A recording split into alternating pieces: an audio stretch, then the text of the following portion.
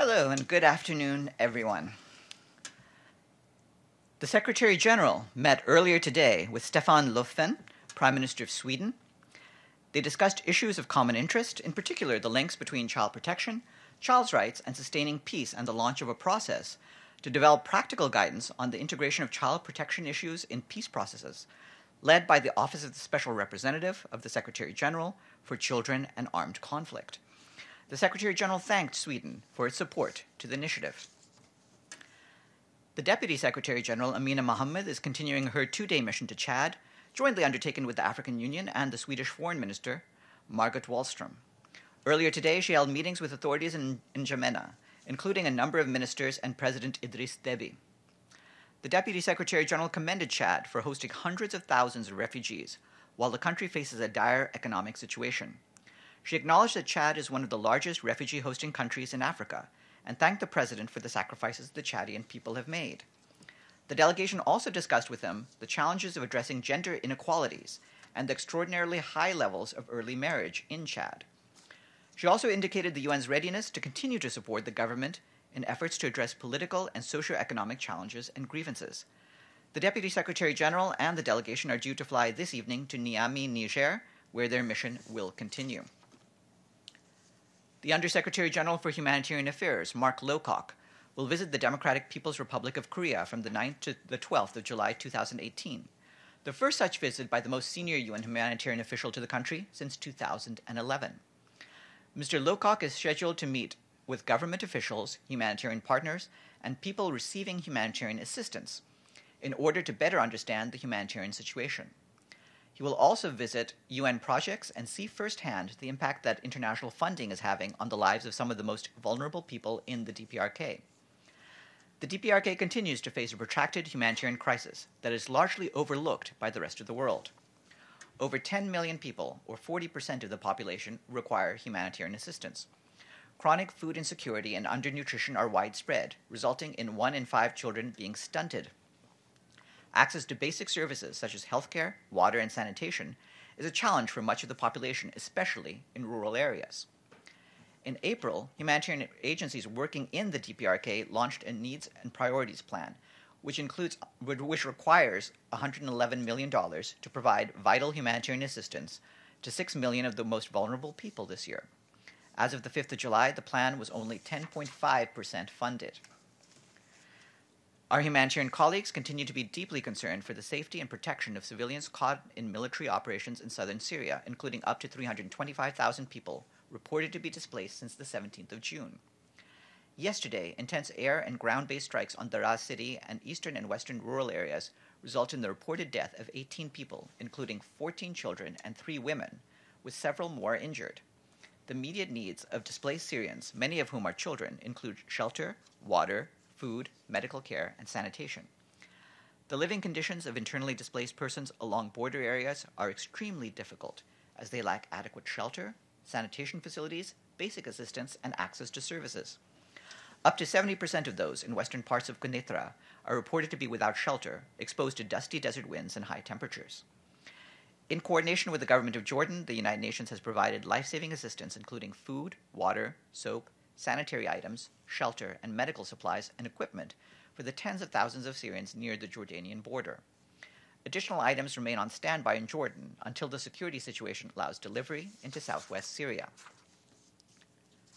The UN Refugee Agency said today that it has begun verifying Rohingya refugees in Bangladesh, together with the government of that country. The 6-month process will help to consolidate a unified database for the purposes of protection, identity management, documentation, provision of aid, and population statistics.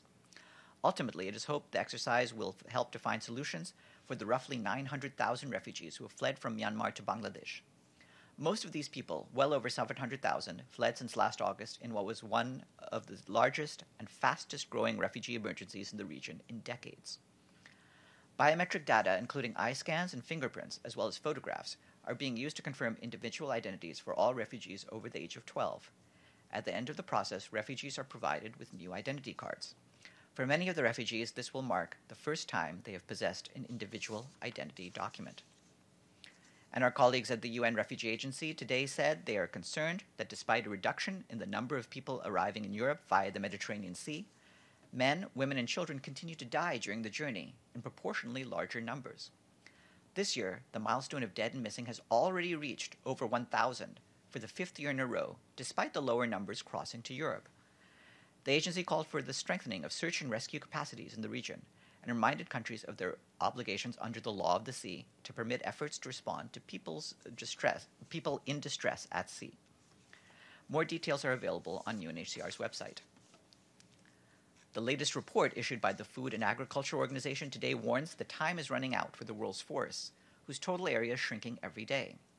Forests provide around 20% of income for rural households in developing countries and fuel for cooking and heating for 1 in every 3 people around the world. The report urges governments to halt deforestation and sustainably manage this ecosystem to avoid damaging consequences for the people and species who depend on them.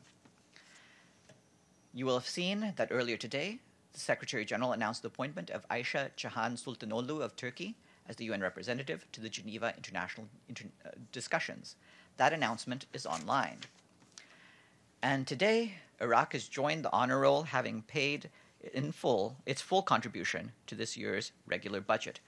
The total now stands at 108. Shukran, Iraq. And on Monday, the guest at noon will be Elliot Harris, Assistant Secretary General for Economic Development. He will brief you on the high-level political forum on sustainable development.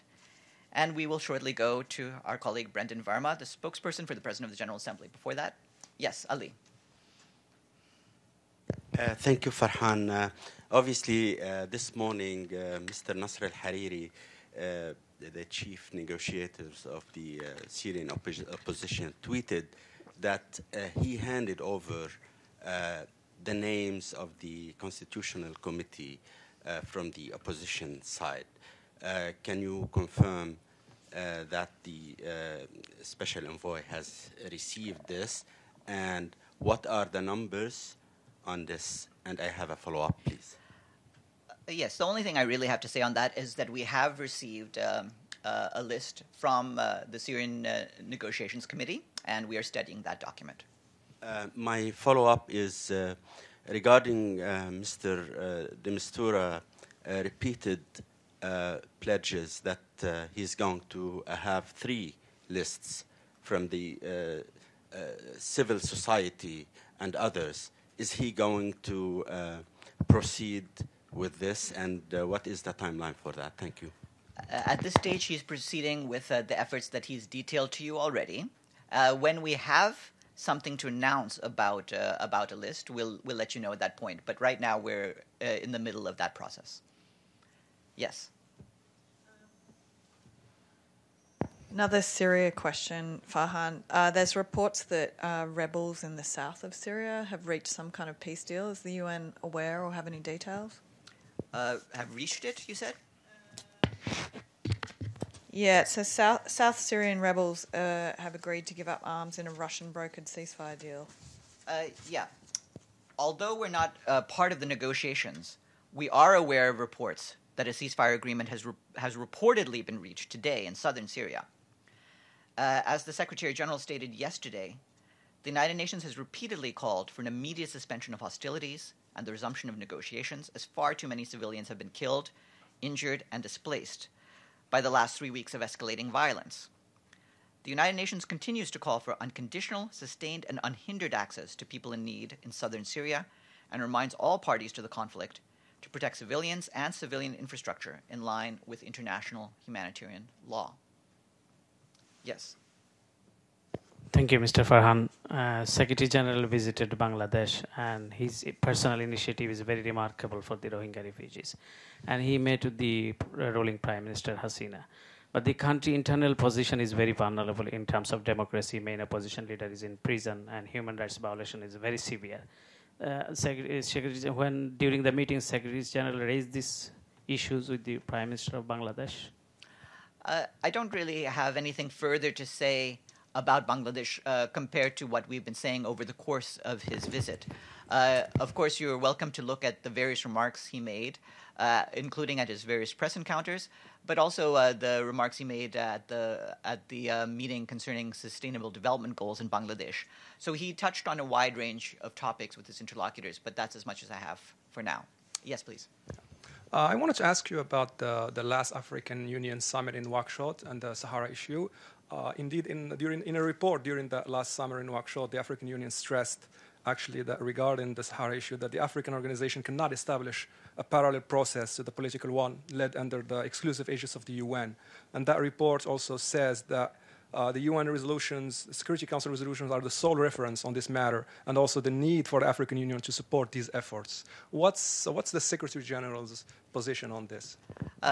Regarding questions having to do with the role of the African Union, I will leave those in the hands of the African Union.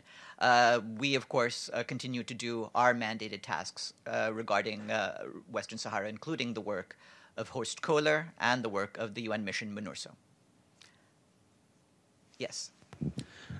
Thank you for taking my question. My question is about the nuclear ban treaty. Tomorrow marks the first anniversary of the historic nuclear ban treaty's adoption. And so far, 11 countries has ratified the treaty, but still some more countries to, you need more countries to be ratified. How are you looking at the situation right now?